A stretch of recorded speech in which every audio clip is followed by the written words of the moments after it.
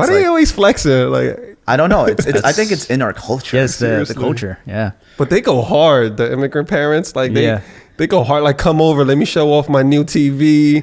Look at my son's trophy. Look at, like, they go hard. Yeah, and man. in the It's opposite direction, embarrassing. and even in the opposite direction, they'll be like, "How's your son?" It's like, and if they're not like that typical, doctor or lawyer or whatever, they'll say, "What son?" What daughter? I'm dead. Damn. I mean, that's extreme. That's intense, yeah, that's intense. But I've seen it happen. So. Damn, you okay, Norm? Oh no, I'm good. I'm not talking about myself. I'm not talking about myself.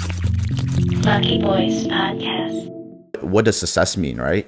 Yeah. And like how your environment contributes a lot to what you perceive as success. For sure. And so like I talk a lot about that and Asian American culture, because I grew up with this perception of what success is supposed to be.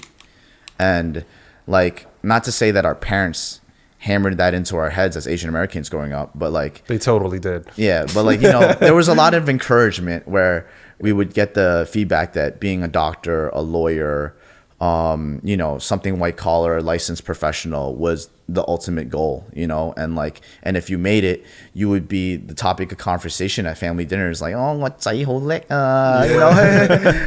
There's actual praise going on. Yeah, Instead yeah. of like, And no, that the black sheep. That translation is, your son or your kid is very smart. Yeah. And when you say something like that in a family gathering, that means that typically means that they're successful and they're doing well, and And that reflects on the family. yeah.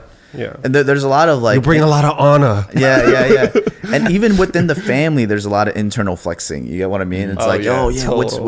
what are they up to now? What are they doing? And it's Why do you always flex it? Like, I don't know. It's I think it's in our culture. Yes, the Seriously. culture. Yeah. but they go hard. The immigrant parents, like they go hard. Like, come over, let me show off my new TV.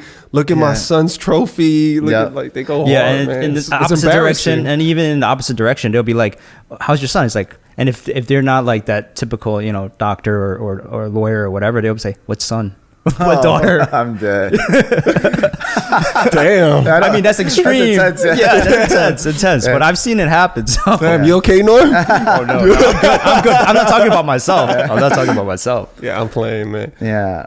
I mean, I did see those challenges with a lot of my friends, especially even my guys in my team. I think it took a lot of convincing for their parents to understand what we were doing. Yeah. Even with like our first barber, Tim, right? I actually sat down, had dim sum with his parents, his whole family, to tell them about the project. Oh, wow. And I think that it was like, I offered that because I understood how like Chinese culture works. You know what I mean? It's like for his parents to accept and be like, yeah, I'm going to let Tim follow you on this journey. I had to kind of convince her a little bit. And like, first it was me paying my respects to them and saying like, hey, listen, like, your son's going to be cool. Like, it's like, this is the plan. You can trust me.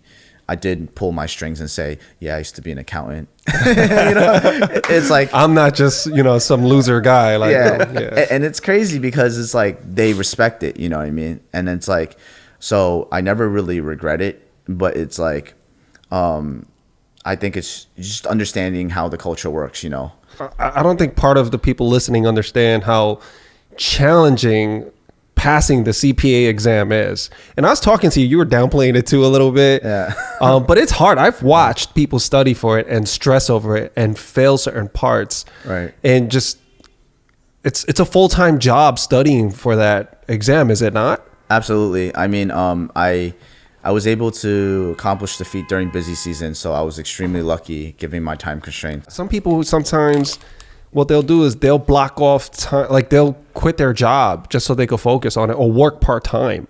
Yeah. You were full-time. Oh, Asians don't believe in that. Come on. Right? Like, yeah, I that's think insane. I think it's always been in our blood to push and work hard, even if it's past the normal working hours, right? I always describe that as like the Chinatown heart and soul, you know what I mean? Like even though we may or may not know something, and I think I see that a lot with our our predecessors, like the past generations, like the OGs in Chinatown, but they'll put in the extra hours to work even if they don't got it completely figured out, you know what I mean? For sure. So it's that tenacity, that hard work that pushes us through, and it's like that's what we grow up seeing our parents do. So like for us to say like, hey, we need a break to take the exam, like even my mom would be like, "What are you doing?" You know what I mean? What are you thinking? What you We thinking? don't shy away from the hustle, and if we Yeah. do show a little bit of weakness, the parents will step in a little bit. Like, Yeah. hey, no, you got a lot more left in the tank. Right. They're And like our drill sergeants yeah. And I that think gives that, hugs, sort of. yeah, no, for sure. I think that like as that's them loving us, you know, and Yeah, the it way that is. they know how, you know. Yeah. So it's like that level of encouragement to continually pushing us to know that there's a little bit of fuel left, you know. Yeah. So I definitely pushed myself to the limit during that point. It was like I remember working in an office till late, till maybe 11, and telling myself like I ain't gonna go home Damn, until bro, you crazy. Yeah. Breakfast, lunch, and dinner in the office, right? yeah, for sure. Damn. I mean, it was convenient too. So like whatever. And you're staring at a computer screen. It's so mundane and boring. Oh, and yeah. the only time you're talking to someone else is when you guys are trying to figure out certain things, right? Yeah. That's so. I'm sorry. For me, I find that agonizing. Yes and no. I'm not gonna lie. I think that my personality inherently always brought fun into whatever work I did.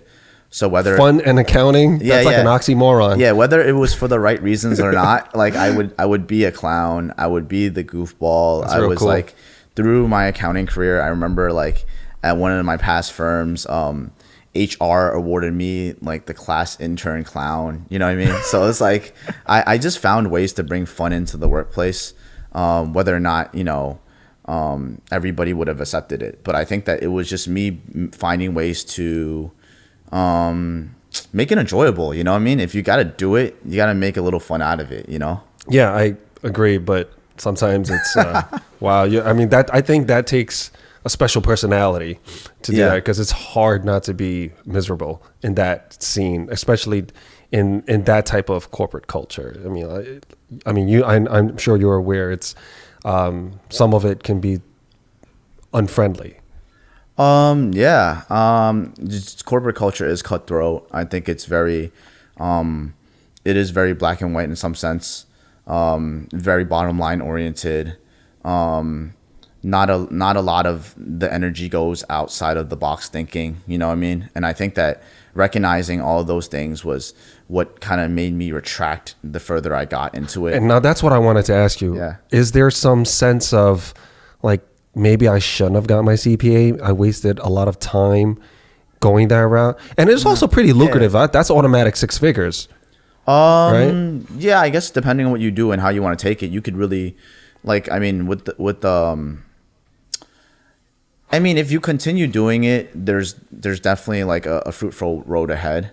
I just think that the biggest thing that occurred to me in my reflection was like, I really narrowed it down. You know, I really looked at the pros and cons of the situation and what it meant to have life. You know what I mean? And I looked Even at, if it meant less money. yeah, of course, absolutely. Because you got to really look at the pros and cons of the situation to really make decisions, right? I tell anybody that enters my space or ever has a question of like, oh, should I switch? Should I do this and that? List it out, write it out on a notepad. You know, what are the pros if I do this? What are the cons if I do this? It's very analytical. Yeah, right like there. just write it That's down. the Look accounting at part. Yeah, look at it, big picture, and then you'll see your whole list. Because people sometimes try to just make decisions in their head, and like it's not going to be as clear of a decision as if you write it down. So like I've had situations where people came in, the wannabe barbers, they're young guys, and they're not sure yet, and I go, yo, go home and write a list down, and then come back to me with your decision. You know, I can give you my 2 cents. You can ask me all the questions you want as you're coming up with this list, but make this decision for yourself, not for anybody else.